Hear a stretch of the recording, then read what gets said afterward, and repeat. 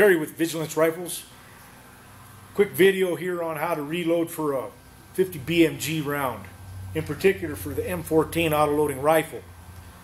A couple of key features is to start with new brass. Okay, M2 machine gun brass has two big huge marks here. It's been stretched, it's ruined. This is why they leave it on the ground. Don't use that. In your reloading dies, your expander die here, your rod needs to be machined to 503.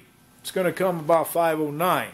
They set that up for bench rest type guys, or guys that are loading one at a time, or bolt action rifles. In an auto-loading rifle, we're after a tight neck tension. Okay, so when this comes out of here, this is going to be tight. It's going to be 503. It's very important on semi-automatic rifles.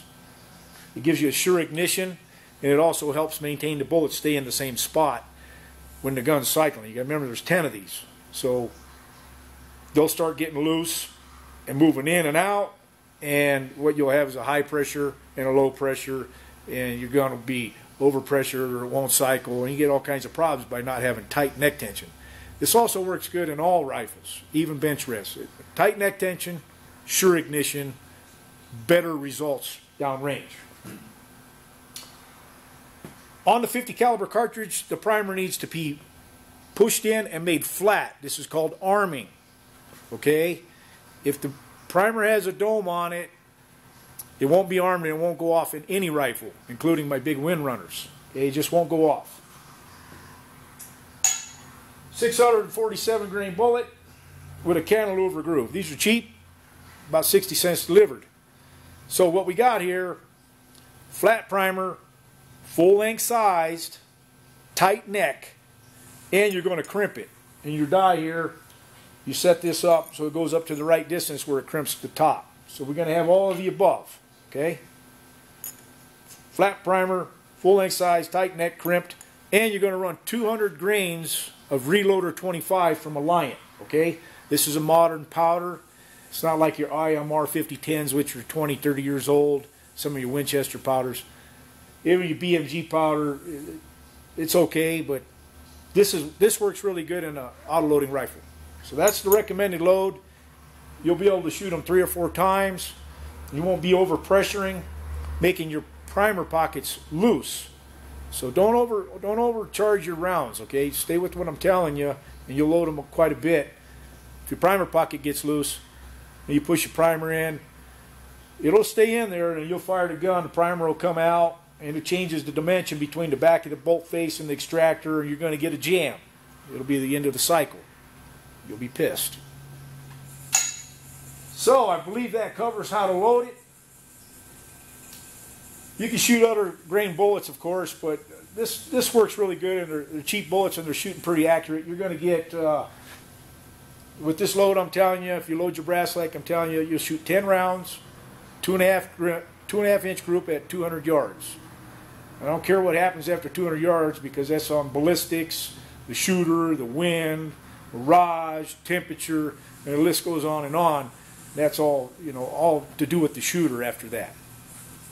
Real quick, I want to show you how to clean your rifle the proper way so that you don't ruin your crown and get a bunch of debris in your chamber.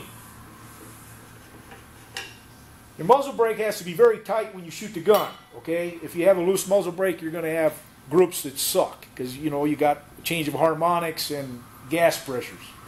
So when you clean your gun, take your muzzle brake off, open up the gun here, put some sort of spacer in here. That's mine. You can clean your piston area here on your bolt carrier. Okay, that's going to get dirty like an M16. When you clean your rifle, you're going to clean it from the chamber to the muzzle. Okay? This pushes all the debris, powder foldings, dirt, all out the end. You're not pushing it back into your chamber, and you're not ruining your crown by running your cleaning rod this way. This is for, I don't know who does it that way. That's very bad. Don't do that. You ruin your crown, and same thing, you won't have any accuracy in your weapon. So anyway, if you load it like I tell you, you get lots of reloads. You get 10 rounds to shoot every time. You're going to get 2,640 feet per second with a 637 grain bullet, according to the Barnes reloading manual here. Okay, it's the Barnes, and you can see right here, minimum load, reloader 25, 200 grains, 647 grain bullet. You'll notice in all reloading that the minimum load is generally your most accurate, and you get the most firings out of your cartridge. If you try to push it, you're just going to create all kinds of problems for yourself. So that's the end of the video. And if you have any questions, you can always call me. It's vigilancerifles.com.